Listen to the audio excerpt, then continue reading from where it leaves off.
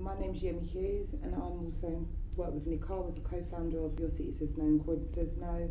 I've also been affected with knife crime. I lost my son in August 2016. Right. Thank you very much, ladies, for coming, to talk to us about such a sensitive issue.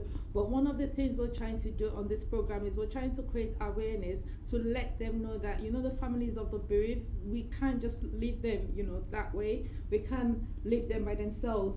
As a community, we need to come together to be able to help, render the help, support and sympathy for you. So first and foremost, before, we start properly, would you like to tell us a little bit more about yourself and the reason why, you're doing this and what you hope to achieve from this? I represent Kelvin J. Smith's family.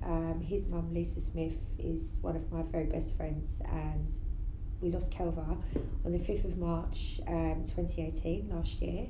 And obviously that affected myself and my daughter very deeply, and we saw such a darkness that we wouldn't want anyone else to ever have to go through, which began us on our journey with Croydon Says No, Your City Says No, and making ribbons in honour of Kelva and then Andre. Mm-hmm. And I know you've got a picture of Kelva. Yes, I have. Would you like to show this is our lovely boy. This is Kelva Smith. Right. There you go. Thank you very much. That's okay. What about you, Ms. Hughes? So I lost my own son, my firstborn, on the 16th of August 2016, so it's just come up to his 3rd year anniversary. I was doing some work in the community, doing a lot of talks and stuff, and then me and Nichole met up and linked together, obviously, with her losing Kelva, and I used to teach Kelva. I was a student at my school. Oh, right. So are you still a teacher till now? I am still a secondary school teacher, Oh, right. So losing Kelva, and then obviously I'd lost my own son already, we decided that we'd support each other. Yeah. And this is how I got on board with the ribbon making, and then Croydon Says No, and now Your City Says No. Your City Says No. I know you've got a picture of Andrea at the back of the t-shirt as well. Would you like to show the viewers? This is Andre. Right, I don't know if you can go. There we go. Yeah, yeah, that's a picture as well. Yeah. So, ladies, it is, like I said, it's a sensitive issue, and I really, really appreciate the fact that despite everything, you're here today. And the main thing, like I said, is we're trying to create awareness. I'm going to talk about the march that you guys did, the 45, boroughs that represented your city says no. We're all fighting against gun and night violence, youth gang violence. Well, really and truly, how much support have you got from the government and other institutions that are meant to be behind you? Zero. Yeah. So for me, my journey probably started with, going to the government. So I'd had quite a few meetings with different people in government, including the mayor. I'd done some talks for MOPAC, which is, for police. Yes.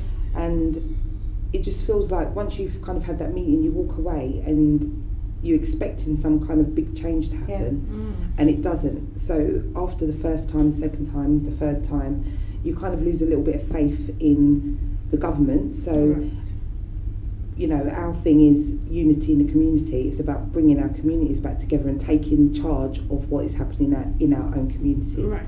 So just from doing Croydon Says No, we were then approached by Maidstone, a man in Maidstone who was affected by a murder that had happened there quite recently, and he wanted our support to help him reassure his community that that there was support for them. So we created Maidstone Says No, and that we went and did a march there, and we did the ribbons there, and then it kind of through our page that we set up, we were able to talk to lots of different families up and down the UK, and we noticed that they were all feeling the same as we were, that we wasn't being heard, and the government wasn't supporting our families, the bereaved families, or even the children that were at risk of becoming involved in this type of activity. So we decided that we would do the march. Right.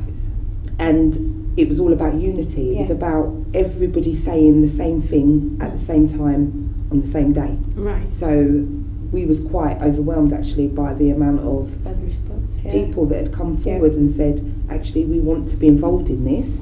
And they took the lead in their own cities, towns or boroughs to organise their own campaign march and event or whatever they wanted to, whatever they felt was necessary for their community, because they know their communities. We know Croydon, we know the surrounding areas. We don't know Birmingham. We don't know Liverpool. We don't know the social climate or what would appeal to people in any way. So we felt it was important that it's not about us. This was for the people.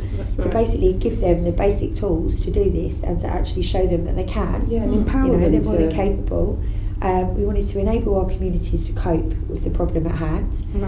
Like we said, we know it's not going away overnight. We know it's not going to be a 5-minute cure. It's going to take a lot longer than that. So it's bringing back communities, getting that traditional community spirit back, where everybody knows each other's children and you know each other and you talk, and we believe that is important and that's a good start. The reason why I asked the question that I asked about government participating is because I was able to attend Your City Says No. I was able to come to the Croydon area. I wasn't able to stay long, but a lot of people had the impression that maybe, you had help from the outside, maybe there was funding, there was different things, maybe the government participated in it, which is one of the reasons why I wanted to find out from you guys. So how do you really fund yourselves? Because I see all the work that you guys do online. So I'm just wondering, how do you fund yourselves? Well, so do we sometimes. Everything that we've kind of done, we've done it ourselves. We've not really had any money from anybody as an input. We've done a couple of things. We've done a raffle because we believed it was important to give something back. We didn't just want to take at that time. So as for funding, we haven't received any funding at all. We know there is funding out there from the government, but sometimes when you take funding from government bodies, you kind of then are dictated to what you can and can't do, and this isn't about what the government want to do or not want to do. This is about what we need in our communities. So it has to come from the community in order to make decisions that are based on the needs of the community, not on the needs of what the government want us to look at. Yeah, which is very, very important. And the public out there, I would like to ask you, nobody asked me to do this, but I'd like to ask you if you can help, parents like this out that are coming out to help, to help the community. They're coming out to help our youth. So I'm sure that any donations or any funding by Your City Says No will be highly appreciated. I think it's high time we all stand together as one and make sure that the people that are ready to do it will stand behind them. And it's not just, morally, but financially as well. So talking about Miss Hughes, what have you noticed since your son died in 2016? It's already 3 years now. Have you noticed any change? Has there been anything that's been done for the better, or is it getting worse? It's definitely getting worse. It's becoming more frequent as well. Some days 2 or 3 stabbings a day. I expected for it to not get worse. That's what I expected. I really thought that, after my son, because my son's case was quite high profile, because of the severity of the injuries that he sustained. So he had over 20 injuries. Is there any way you can, tell us briefly what happened, the whole situation, and whether you were able to receive help? Okay, so what happened was my son had a few friends, and he fell out with one of these friends over the friend's girlfriend.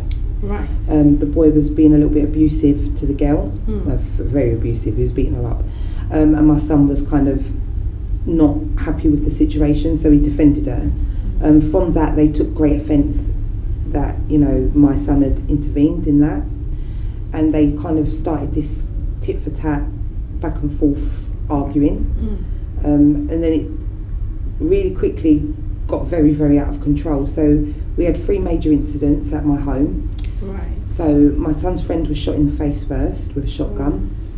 Then they came to my house and smashed all my windows and smashed my car windows.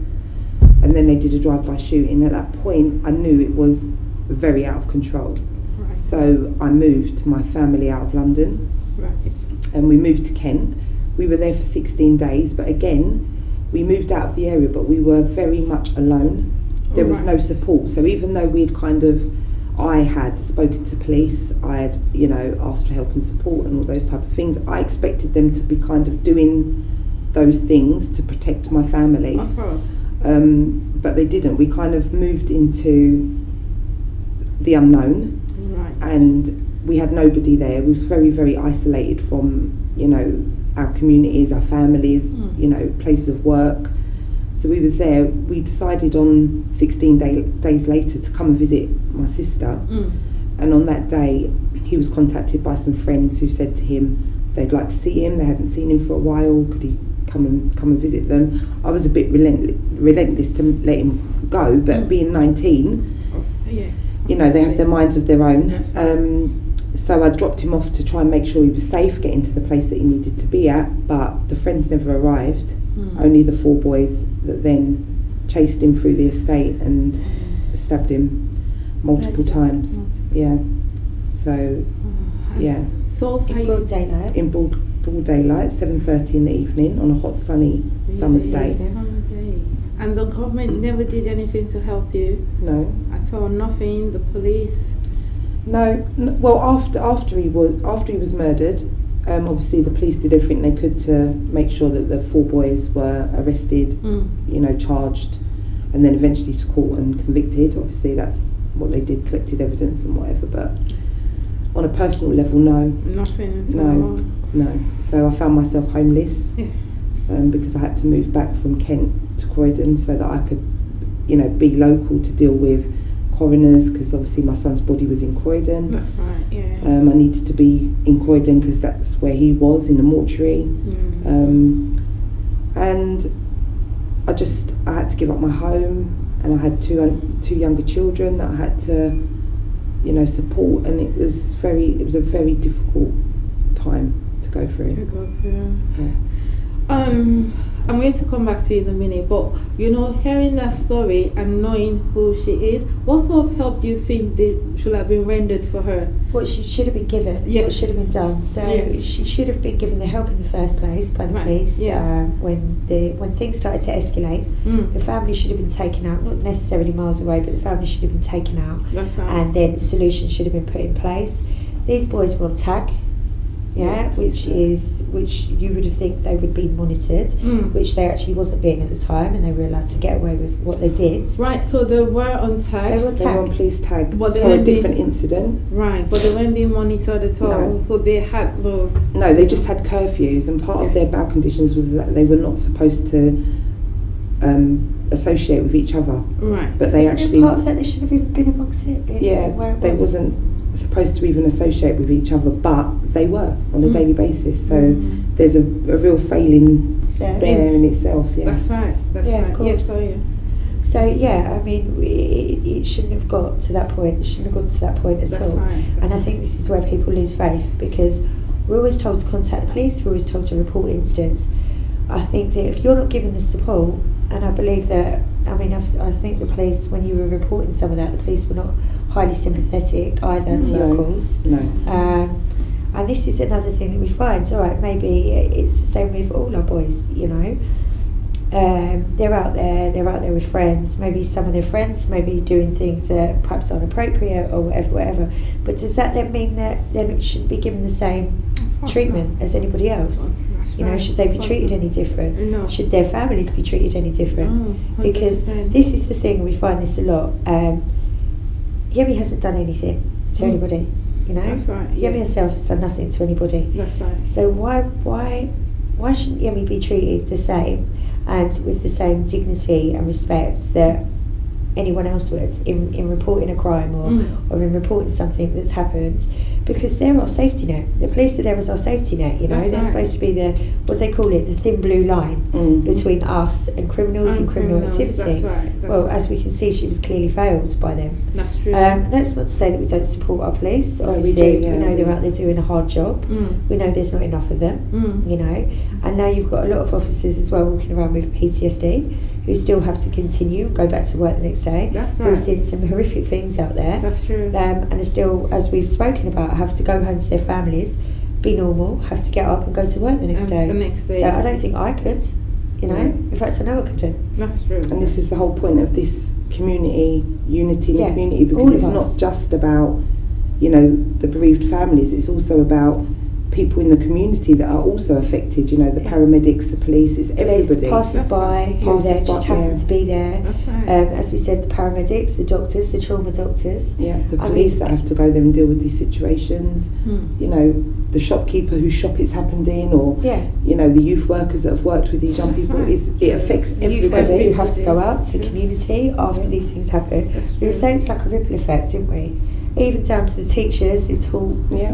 taught them. It affects everybody in That's the community. true. It doesn't just affect, a murder does not just affect that family. That's it right. affects everybody, and the effects don't stop. It just keeps on and on and on. Yeah. They just carry on. Yeah, and that's one of the reasons why we're trying to create awareness regarding this issue. So as a community, what do you think we should be able to do? How should we be able to help you? Now, for example, now when you were talking about the march, Yeah. 45, you know, amongst 45 cities, I think that was the first time a lot of people were really able to appreciate what you were doing, and they were really able to see what was going on. And we had mothers and fathers and families coming out Yeah. to talk about how this had affected their lives. So as a community now, what do you think, where do you think we can step in to help, you know, especially dealing with all the failings by the government and the police? Where as a community can we help?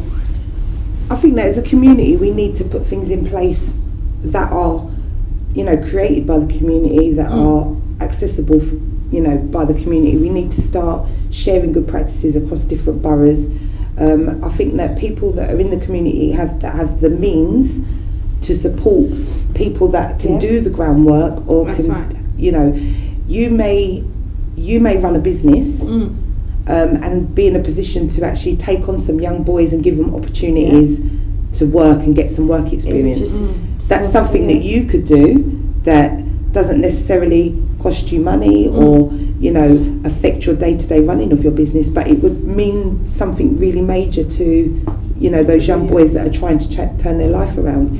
It could be that you have money but you don't have time, so you could give the money to the people that have got the time to do the work. That's right. It could be that you've got time but you have no money. That's fine, then dedicate some of your time to, you know, supporting some of the organisations that are already up and running, volunteering at different events, or, you know, using some of your skills that you have to put something into the community. And it doesn't matter how big or small it is. It is. Everything together helps to Counts. build. Every list, as little as much as you can do. Right. We've always said that, because we get people with your city who say, well, I'm not part of an organisation, I'm just a person. Well, that's the whole point in what we're doing, is to enable that person to get out there and to network with other people within their own communities.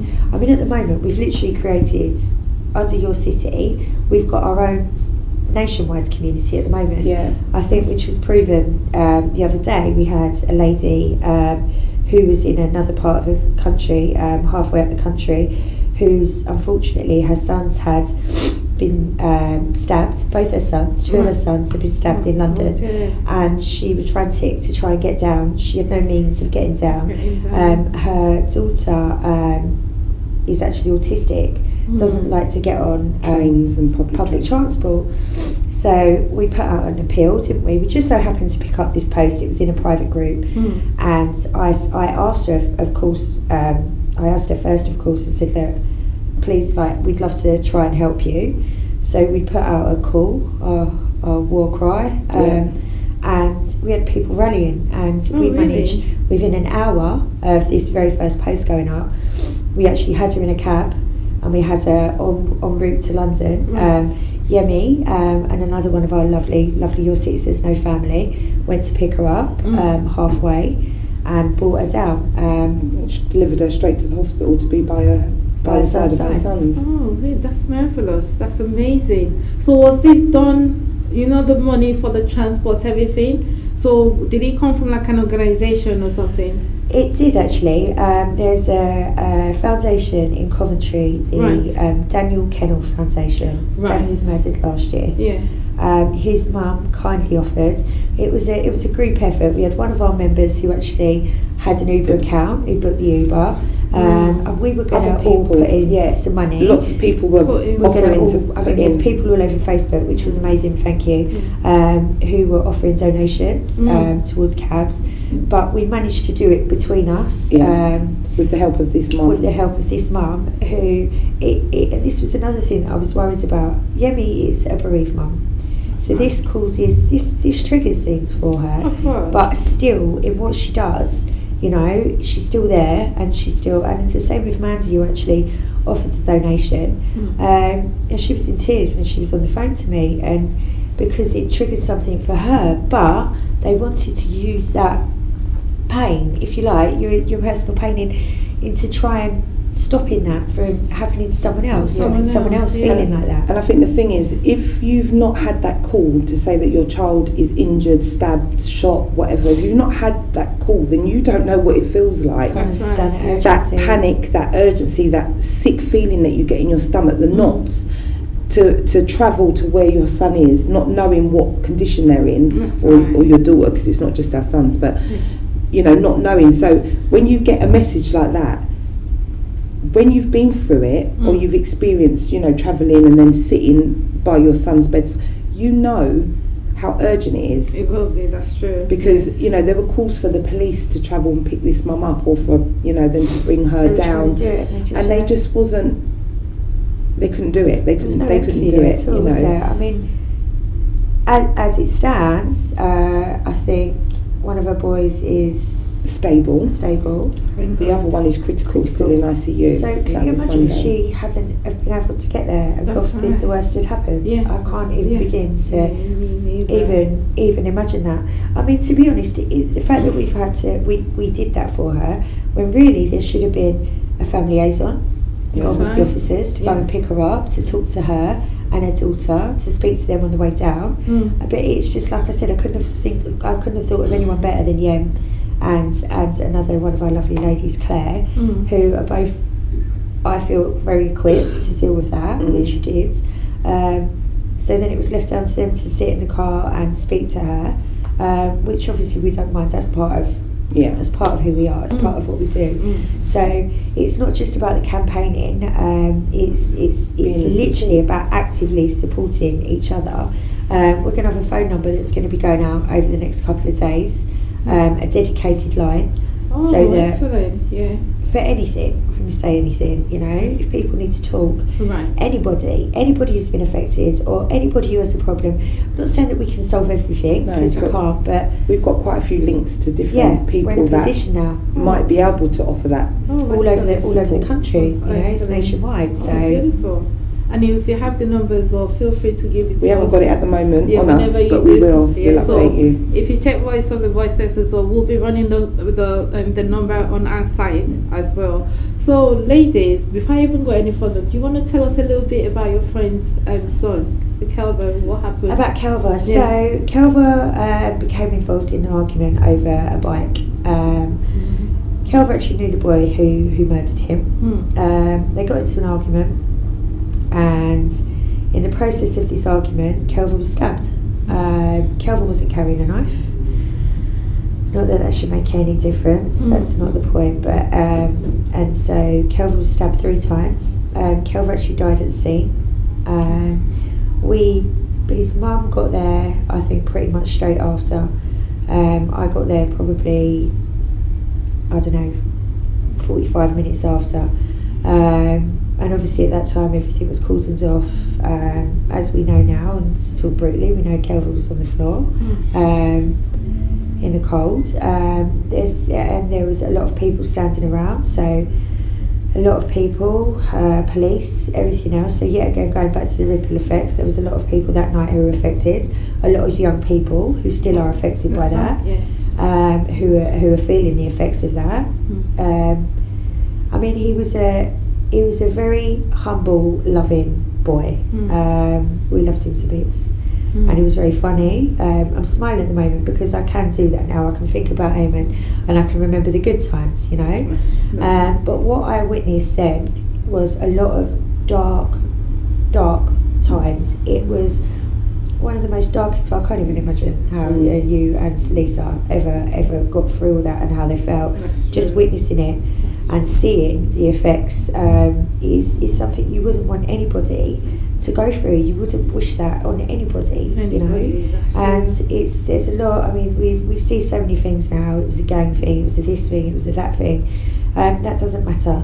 It doesn't matter. It doesn't matter what it was. They still shouldn't be dying. Our children still shouldn't be dying. That's true. That's and true. In whatever way we can make a change to that, then that's what we're going to do. You know. One thing I've noticed when I was talking to people, you know, people that believe because they're not affected by this, they don't really care, they don't really want to do anything. Different excuses have been brought up, like, you know, maybe the parents were not religious enough, they didn't bring up the kids the right way, you know, they're always trying to cast blames on either the parents or, you know, the kids or the people they're moving with. Now, I'm not saying that some of that is not true, but what I just want to know is, from the side of parents, what would you feel when you hear things like that? Because it really does annoy me. It's quite upsetting, really, because you know, I come from a good family. I've been to university. I've worked, you know, my whole life. I'm a teacher. I work with other people's children.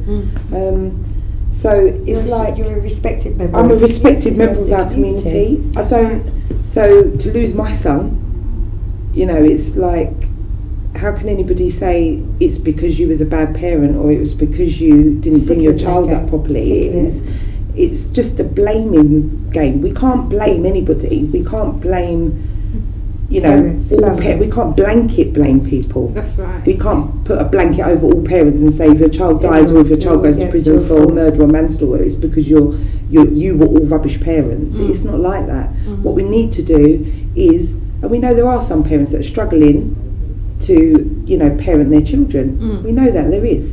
Everybody's individual. But what we need to do is be able to recognise those signs and have something in place to support them to parent their child. So instead of just leaving them until the child's, you know, 18, 19, 20, 21 and can just go off and do their own thing, we need to intervene then. So there's lots of different approaches to, you know, solving this problem or trying to reduce this problem. There's obviously the support for those that are already affected, you know, people that have already lost families, family members. There's the support for the young people that are going through these troubling times. So before they get to the point where they've either committed murder or murdered somebody else, there's that prevention side of it. There's also the community side of it, where, you know, we need to start having enough opportunities for our young people in the community. We need to start educating our young people. That's right. We need to start teaching them, you know, a different way. We need to start trying to help them to change their mindset, you know, and guiding them. There's different angles that we need to approach this, and it's not going to be an easy job. Of course, it's going to be a very difficult one. But together, you know, instead of capable together, together, everybody together can make a difference. That's I think right. why people are still trying to do things separately, individually, separately, by themselves, it's not going to work. And I mean, we've not created anything new as such. What we've tried to do what we've tried to do is bring people across the country together. So, you know, if there's somebody that we've spoken to in Birmingham that's running a program or working with parents, and that seems to be working, then we can introduce that same thing into Croydon, into Hackney, into, you know, Manchester, so that people don't have to keep trying to find a solution to that problem. We're sharing the problems, we're sharing the solutions, and we're building something that is across the UK rather than just individually in individual places. That's right. Don't they say problem shared is a problem solved? That's true. Well, talking about that though, maybe I'm asking the wrong person. One thing I've noticed is when it comes to young people and you're trying to give them all these benefits and these opportunities, they take it for granted. It's so hard to get them interested or get them involved, and I have tried. You've tabled out different things. I've tried to get them on courses. I've tried to get them to do something, become self-employed. Be a fashion, a fashionista. Start your own fashion business. So in the end, anything to become self-employed, but they just don't care. Maybe I'm doing it the wrong way, or is there any other way we can engage them in? I think a lot of focus. I mean, we had a discussion the other day with some youth workers that we know, and they was actually speaking to a young man, and this young man was known to be selling drugs. He was selling drugs, so they actually sat down with him and wanted to put it into a way to him about how much he was earning. Right. And they broke it down, and they broke down the hours he was putting into it. They broke down the people that he was actually employing, right, if you like, and everything else. And they worked out that he was actually only making less than minimum wage an hour. This is, I think, where it comes. They think that when they're out there, they're making more money than they would if they had a legitimate job, or because of all the bravado that goes with it, and this one's doing that, this one's making that money. Then you'll see the videos posting big stacks of money, That's right. which is all it's all a show, it's all a front. Right. We know that's not their money. That's true. That's not your money. No. That's someone else's money, or I think it's glorified. I think that's the words I was looking for.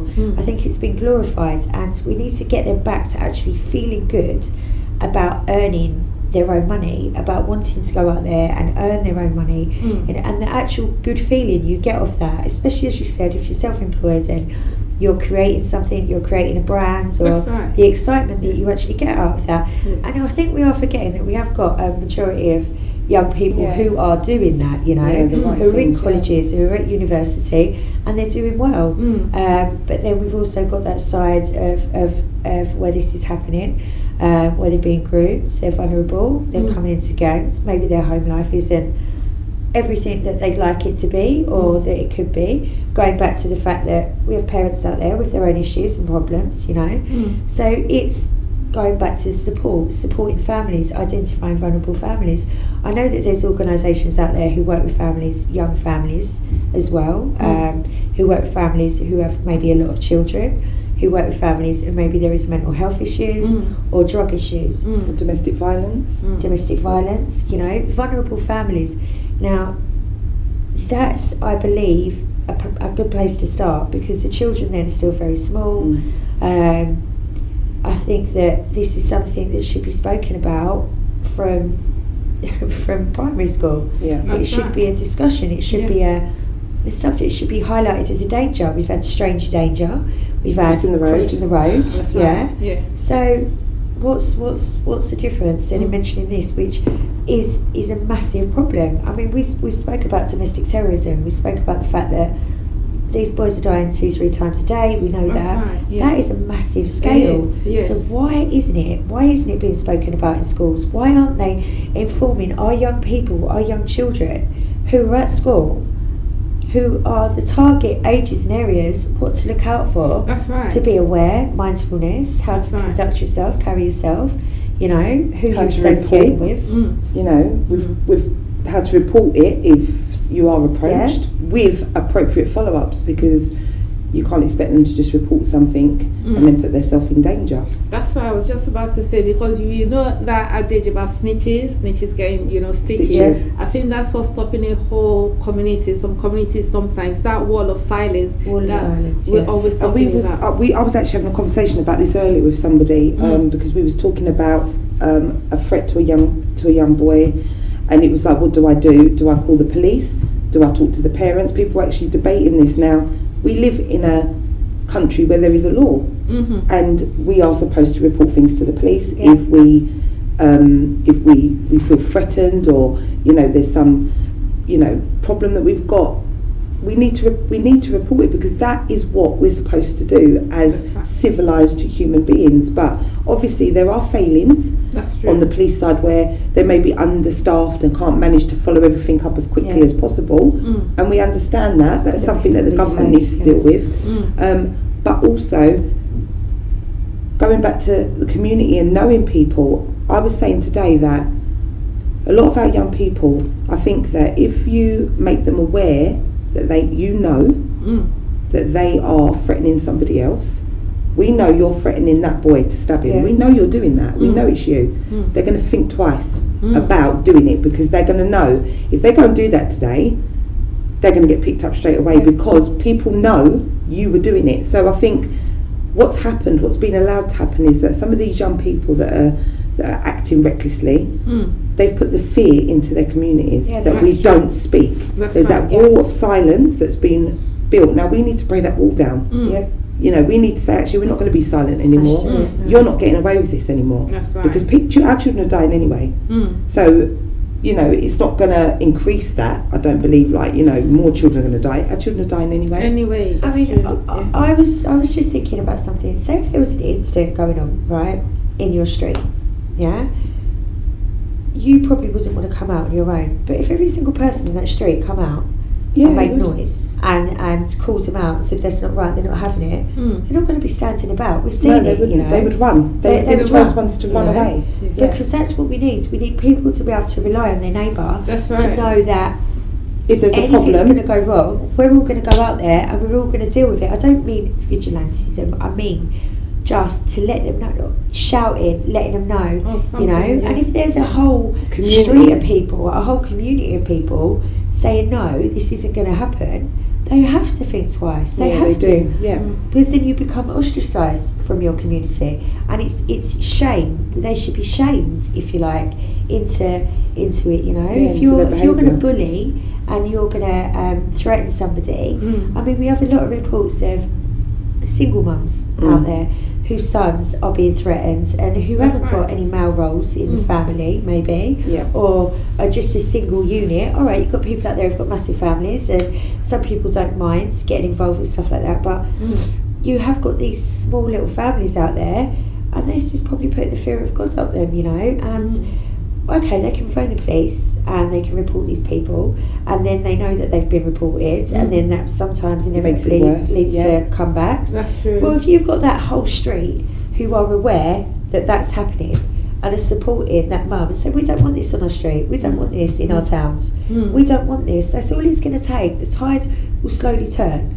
Yeah, it's all the while we're being silent and we're tolerating it. We need to take back our voices. We are the adults. Exactly. We are the adults in our communities. So we're allowing these children to run our communities. Yeah, that's true. And putting that fear into people, not to say anything, not to get involved, not to mind your own business, snitches get stitches, all that type of stuff. You know, we need to start having a voice and saying, no, you're not going to keep doing this. You're not going to keep terrorising. And you know, this new culture of trying to stab someone then filming it, I personally think that's disgusting, because most of it do get on YouTube and stuff. What do you feel about it? And especially the roles that all these social media giants play as well, because sometimes I personally believe they're the ones spoiling the whole thing. You know, think, how dare you do that? How dare you be the one to be part of that, whoever that young man's last moments. But I think there's two sides. I think there's two sides to it, okay? Because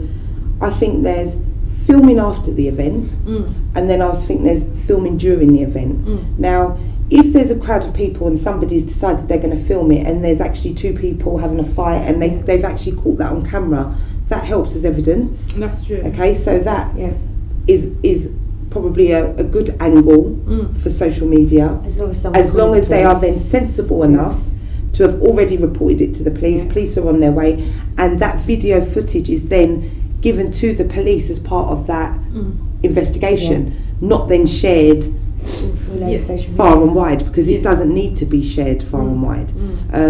Then you've got the other side of it, where people just see someone laying there and they decide to just film that and send that out. That's terrible. You know, I had a video made of my son.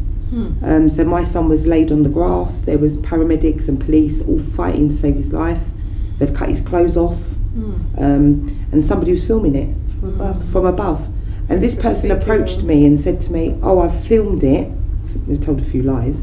Told me they filmed it for the purpose of the paramedics, which wasn't true. What do I want them to do with it? There's nothing in that video that shows the perpetrators attacking my son. That's right. So it's no good to anybody. So delete it. That's what I asked the guy to do, delete the video. He didn't. The next day it was in the Metro. It was everywhere. Online. It was everywhere. So everybody was watching my son fighting for his life on the grass.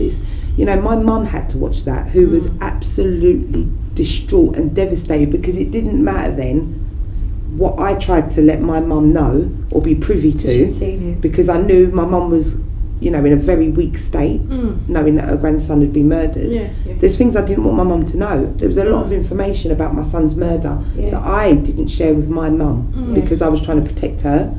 And when it's then put out there like that, they see things that I don't want them to see. You know, I had an 8-year-old that was Googling it and watching videos of his brother, you know, laying on the grass with people fighting for his life. It's just not on. And talking about social media platforms, yes, these social media platforms need to take responsibility for this, because there's absolutely no reason for that video to be online. It's not educating anybody. It's not helping to resolve the issue. It's not. It's quite fiendish, actually. You know, it's not. Think about it. It's quite fiendish. It's, why would you want to be privy to that? I would, if I. No, you don't want to see it. I would not want to. I mean, I've seen some horrific videos where people, not just of the incident, of just people purely just filming after. I mean, when I opened, I was distraught, because I tend not to. If I can see the nature, if it's been sent to me, I just won't watch it. One of these particular videos come up a blank video at the beginning, and I've opened it, and it was awful, and nobody needs to see that. As I said, our mums are denied the last moments with their boys. You can't even be with your boy. So who gives the hell anyone else the right? And what person in their right mind could actually stand there and watch and film? I mean, to watch that, I can't. It's, to me, it doesn't. But the platforms need to take some responsibility for that, you know, because it may get views, but you know, this is tearing communities apart. You can't make money and prosper off of other people's pain. That's true. You can't do that. That's true. That's just not what you do. Like, that's morally irrepressible. Morally it's wrong. Like, you can't do that. I don't care how many views you got, 100,000, 1 million, or whatever views of somebody else's child. That leads on to all the other violent contents in the videos and the videos that the social platforms let out there anyway, you know.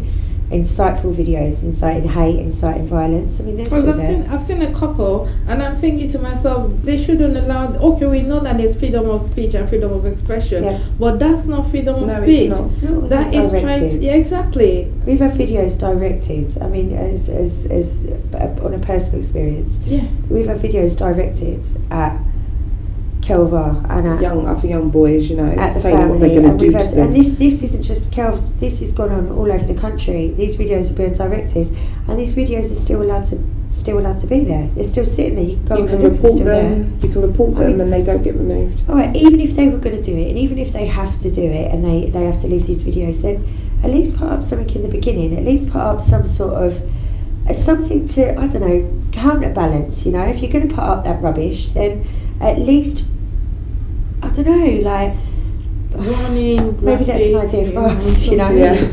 Or something. I do agree, because I've seen it as well, and I think it's shocking. It's sickening. Sorry, the word I was looking for was morally reprehensible. But I think it's been a long day. But personally, I think it's very, very sickening, which is the reason why I was asking you ladies, because it's not just my experience. Like I say, you've lived it, you've gone through it, and that's the reason why I'm so thankful you're here, because some of us don't really get to see the other side. No. You know, and we wouldn't want you to see the other side. I wouldn't want any other parent or person to see the other side. That's right. Because it is a place that you go into, and you don't know how you're going to get back out. I mean, some people sit and talk to me sometimes, and you know, I'm out there and helping, and they don't even realise that I'm a bereaved mum. But sometimes you are strong. But very strong. I've had to get myself back into that place. You know, there's been times when I've felt like my life is just not worth living. I've actually summed it up and said, okay, you know what? I've got 2 other boys, but they will be all right because they can be with their dad. But I actually need to be with Andre. Like, that thought has gone through my mind as a mum. She's gonna, you know, baby. Because you just get into such a dark place, you know. Can you imagine feeling like that? I really honestly can. I really can. I mean, we've had families who said that their children have said, right, okay, I'm going to kill myself, and then you can kill yourself, Mum, and then we'll both be with our brother. With the brother that's been killed. You know, it's just. So that child, imagine that child's now out there with severe PTSD and walking around not really caring about anything, and that is repeated. It's a cycle that you have to break. You know, my youngest son was 8 when his brother was murdered. He has been privy to all those videos that have been uploaded, everything that's gone on in the newspaper, the conversations, everything. You know, he's traumatised by these events. Now, he goes to school every day and he struggles to deal with, you know, just the normal everyday routines, you know. And the thing is, he gets into trouble a lot at school for not concentrating on his work, not, you know, doing all these things that he should be doing. But how is he supposed to go from having, you know, a normal family life and a big brother to losing that? Now, when someone says to him, you know, they're going to punish him, okay, I'm going to punish you, you're going to have to spend, you know, time in an isolation room, or I'm going to take away your break times. You can't take anything more away from him. He's lost his brother. That's right. More, you know? He's had the greatest loss.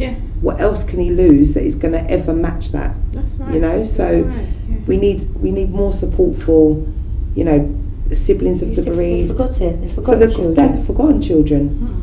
You know, because everyone concentrates. Well, they concentrate on the child that's lost, the child that was killed. And then you've got siblings, children, cousins. They're the forgotten children, and that's what we would like to do.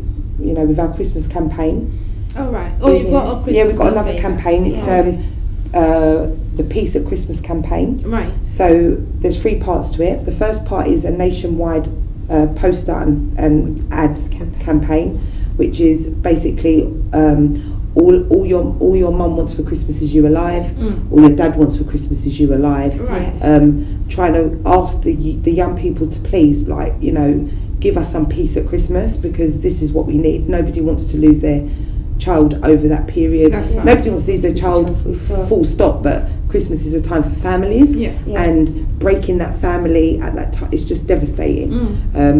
So that's part 1. Part 2 is a tree lighting ceremony. So that can be a tree in every different borough, community, or city or town, where it has the baubles of the names of the children that we've lost, or their pictures, or whatever we symbolise them with. How are they going to translate that? So that families have somewhere to go, write a memory, write, you know, anything that they want, a message, and tie it to the tree in a bow.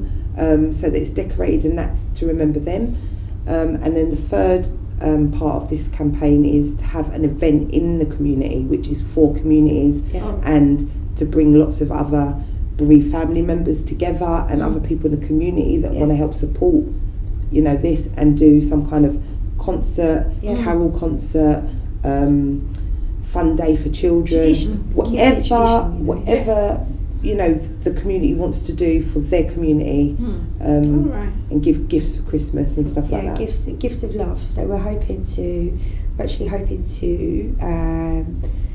some donations. We've got we're in talks with a couple of companies to donate some trees.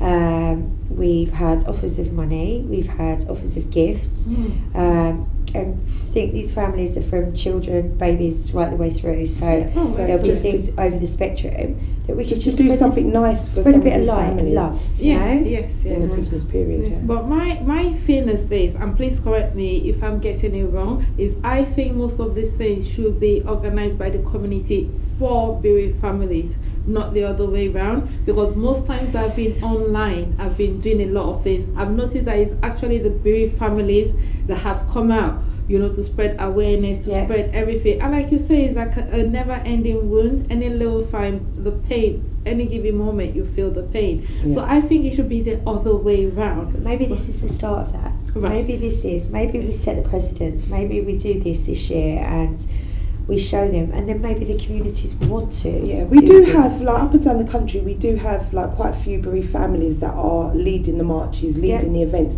But we also just have people that, like yourself, people that care, you know, care about the situation. Right. So you know, yeah, it is. But I think also to. for us bereaved families, it gives us something to do that gives us a bit of hope. Right. Okay. It does, you know, keeps me busy. Makes occupied. sense from there, because it has to. Like I always say to people, it doesn't matter whether you've got kids or not. It doesn't matter whether your kids live in this country. It doesn't matter where your kids are. The thing is, all youth. Back home in Nigeria, it takes a whole village to raise a child. Thank you. Yeah, I love that. Everybody, it's your responsibility out there to be able to look out for the youth, because they are our talents. If they kill off all our talents, how are we going to survive? Yeah, exactly. We've seen countries where all the youths are gone, they've been decimated. And that's why some of these wars are not stopping. That's why you get them, you know, they're trying to repopulate themselves, and that's not right. And it's the same for me, because obviously when I lost my Andre Aderemi, that affected I'm obviously Nigerian, so that affected the Nigerian community, and it was news in Nigeria, you know, that we'd lost him, you know, here in the UK. It was like, you know, the newspaper coverage from, you know, the communities in Nigeria was huge. It was, you know, really, really big. So it doesn't just affect us here, it affects a lot of people. That's right. Wow. Good morning, good afternoon, good evening. Welcome to Voice of the Voiceless. I'm here with Miss Yemi Hughes and Miss Nichole Young. Before we go, I just want to ask two questions really that I think is very, very pertinent. The first of it being the PRUs. You know, these schools that they send children that are excluded from mainstream schools. I just want to talk about them. I've got my own opinions, but like I always say, it's not my opinions that count. What do you think? You know, are they doing the right thing, or is there something better they can do? Because some people say that that's actually the ground where you have gangs get started from. People know that they're very vulnerable, so all these gangs, they go there to target them. What do you think about that? Personally, I think that PRUs, or alternative provision schools, are a good idea for, you know, people that can't manage with mainstream school, because not all our children are the same. We don't all function in the same way. Some have got, you know, more needs than others. So for me, it is a better idea for some of those young people to then be educated in a different type of environment. The problem I have is that environment. That's right. Okay, because some of them are really good. You know, we know people that run PRUs that are amazing, but there are some that are not. And I don't believe that children that go to PRUs should turn up for school at 9:30 and finish at 2:30. That's right. I think that they should be there at 8:30 and finish at 4:30. You know, because they still need to feel like they're doing the same thing as everybody else. You know, we're just giving them the smallest possible opportunities that they can possibly have. And I think that when they're in those places, it shouldn't be about replicating mainstream school. It should be about personalising education to meet the needs of those children that are in those exactly groups. Why they're there, because they can't function in mainstream school. Tailor it. So you have to tailor it to their needs. That's right. Provide a curriculum that gives them opportunities to succeed in whatever path they choose to take in life. So this is something that we've been speaking about a lot, actually, because this is something that I'm very passionate about. And she's got some wonderful ideas. I've got some ideas about having a PRU of my own. I don't know if I really want to call it a PRU, but a PRU of my own, which is based on values, cultural values as well. Absolutely. Social values. We need to give children that maybe are not very good at maths, English and science, we need to give them other opportunities, you know, alternatives to, and give them the opportunity to say, actually, you know what, I am good at that. I am. That's right. Yeah. You know, okay, I might not be good at maths, but if I take the principles of maths, I can use that in technology. That's right. And I can design this piece of equipment that's going to benefit this person benefit that person, because they're still using the same principles as well. But they're not, you know, or actually I'm very good at sport, okay, let's focus on that and you know, push you into that. Because I remember when I was in school, up till now I'm very bad at maths, I think the only thing I'm very good at is just basic maths. I'm talking about 2 + 2. Anything over that, you've lost me. But I was very, very good at English, so I can see where you're coming from. Sometimes you can't put children in a box. That's what they're exactly trying to do. They're making all these children of all these different shapes try and fit in through this one box, and it's never going to work. It's never going to happen. But that's the reason why I've always believed that as a community we have to step up ourselves, and that's one of the reasons why I was so happy you guys are here, because I've always argued against mainstream media. I don't think they represent my community the right way, which is why I decided to do what I'm doing now. So I'm so thankful that you guys are here and today. what I would like to do is open I'm going to call it a PRU, but a specialist school. Where we take I want a specialist school where actually we take children from schools that are not coping, but also have children apply to come there, because they're going to get that enrichment of education that they need, and give it as an alternative to parents. I'd love to do that and build something that's successful, and then be able to duplicate that in different places across the country, so that we have space.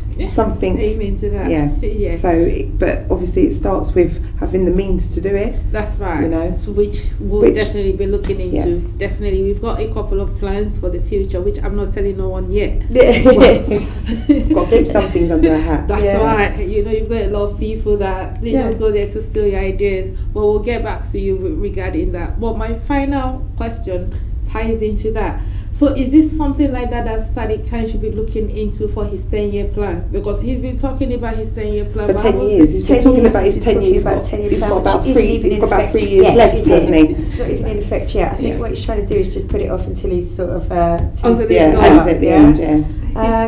There's that also. I mean, we look at the Glasgow module. We were talking about this. That actually started with communities. That's right. That started with communities, and that works. We're not saying that's going to work here without tweaks and turns and being looked at and revised, but everything seems to come back to our communities, you know. And if we look back and we go back, I don't know, 30 years, everybody knew each other. Yeah, they still do. To go back to that. They still do know each other. You know. But you get in your house and that's like it, isn't it? Shut front door, right, that's it, world's locked off. That's what we want to. That's what we want to get rid of. Me and Nicole are friends. Nicole's got a daughter. Nicole's daughter's got a child. I've got my children. You know, it's like we have a conversation. I say, right, okay, well, if your daughter's at work and you need to go to work, I'm at home. Bring her so here. She'll have like that. You know, and we share that because that means that child is growing up in a surrounding with people that love her. That's right. You know, and that she's going to value that. You know, she's got nan, she's got mum, she's got aunties, she's got, you know, cousins. And that's how it should be. That's right. That's how it should be, you know. Family, community. I mean, it's, you know, they shouldn't have to not work because they can't afford the nursery fees or because they can't, because then you're forcing them to live, you know, on benefits, on universal credit, and then on a minimum wage. It's minimum wage, and then those children can't access, you know, the extra clubs that they want to go to, have music lessons, do dance classes, play football, because the families can't afford it. That's true. And even with the austerity, even we're not on minimum wage, we still can't afford it. I'm a teacher, I still can't afford it. Find it very difficult, much less families that are forced to live on that, you know. So we need to have more things for those young people as well. You know, whose families can't afford it. Why can't they have music lessons just because their mum can't afford to pay for it? That should be something that they should be able to have access to. Why should they have to miss out? Yeah, they shouldn't. They're just children. Which is true, and it's just unfortunate that now the government is more interested in Brexit than what's happening to the kids. But like I always say, even though Brexit is very important, Brexit affects people that are living. So if you've taken all the youth out, who are who is Brexit going to benefit? Exactly. That. You know, definitely, well, not us. No. Maybe some other countries. Oh, it's been amazing having both of you here. I understand it's been very, very draining, but it's just that it's very important to hear, you know, from the families as well, and not from the mainstream media's point of view, you know, from our community as it is. And I really, really like to thank you today, you know, just for coming here and talking about it. It's been harrowing, I understand, but this hopefully will be the beginning of a partnership with us, because like I was saying, we've got plans to work with the bereaved parents and families. and we've got 2 of them here, and we'll be letting you into the plans very, very shortly. Exciting plans. Yes, exciting. But the main thing your city needs says no needs, and this is not coming from them. This is just from what I've seen. They need funding. They need help from the community. They need people to call up and help. Even if you can't go out there to help them physically, just send them some money. I'm sure you'll be able to have, if you have access anything. to spaces and if you have those as well. That's spaces, right. Yeah. And what else? Anything really that help, just help, support, sharing, just for people to reach out. Sometimes people think they haven't got anything to give, but actually you could be a dressmaker. How about you set up a little workshop in a space and teach some other young people how to do those skills. Right. It's about passing things down, like when you used to cook in the kitchen with your granny. That's right. Yes. Right. Yes. And also traditions, passing on traditions as well, which I think is lost. Yeah. Which is also getting back to good old fashioned family traditions, getting back to the community and community spirit. Yeah. And I'm sure Heritage TV as well, they're very happy to help out as well, because they've been here, they've been fantastic, and I've been even though today wasn't really my day, but we're grateful as well, aren't we? We're grateful for the opportunity to talk as well, massively. So thank you very much, Heritage TV. If you do need somewhere to do your functions, if you need a space, you can come over here. They cover weddings, they cover naming ceremonies, they cover parties, burials, anything that you want to do. They've got function rooms as well. I want to say thank you very much to Mr. and Mrs. Thomas, because they've been very, very, very amazing, and they've been supporting me all throughout, and now they're ready to support you guys as well. So this is the beginning. Yes, that's right. This is what we call a family, and this is what we need to do. We should stop just talking about the government and what they need to do to help us, because it's obvious we have to do it by ourselves. And we've got people that already started it. We've got 45 cities that said no. We're going to have more events in December, and some, in between. Yeah. So before I say goodbye to our viewers, what last minute things would you, like to let them know? We'd just like to say, if you want to get on board, if you've got anything that you feel you can offer, however big or small, you can join our Facebook page, which is Your City Says No, on Facebook. We're up to talking to anybody that's got anything, as big or small. If there's anybody who's watching that's also got, any problems or issues of their own that they need support with, just get in touch. We do as much as we can. We are supporting a couple of families over the next couple of weeks. Yeah. We're supporting Michael Jonas on the 2nd of November in Betts Park. Michael is still trying to get justice and some peace of mind after the murder of his son. Right. They still haven't caught the perpetrators for that. It's been coming up to 2 years. We would also be supporting a lady over in Barking and Dagenham, Beatrice. She lost her son 3 years ago. It's his anniversary, and we'll be supporting her on the 16th of November in memory of her son. Yeah. All so join us. Okay, you've heard from the ladies. Definitely will be expecting you. Voice of the Voiceless will try as much as possible to be there. You understand? Thank you very much, everybody, for watching. Good morning, good afternoon, good evening again. My name is Toyin Marafa. Join us for another episode, which very soon, hopefully. And I'm sure the ladies will come back to tell us a lot more. This is just the beginning, of our partnership, like I said. So thank you very much for watching, and have a good morning, good afternoon, and a good evening.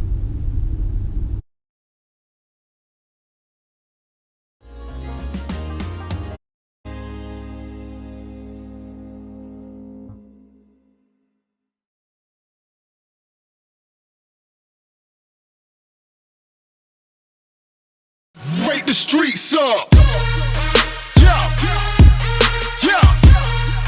Okay. Wake the streets up. Okay. Come on. Okay. Wake the streets up. Okay.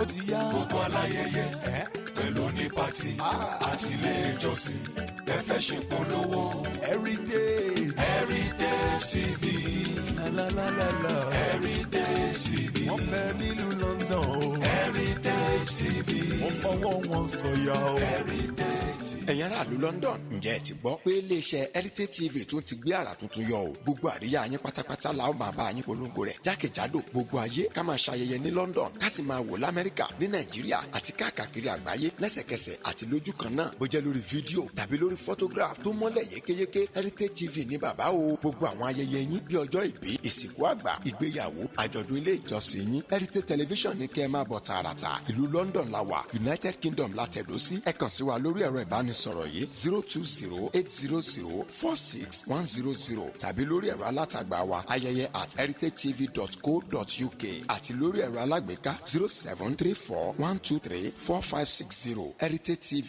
abalẹ́tù ọmọdé làwó.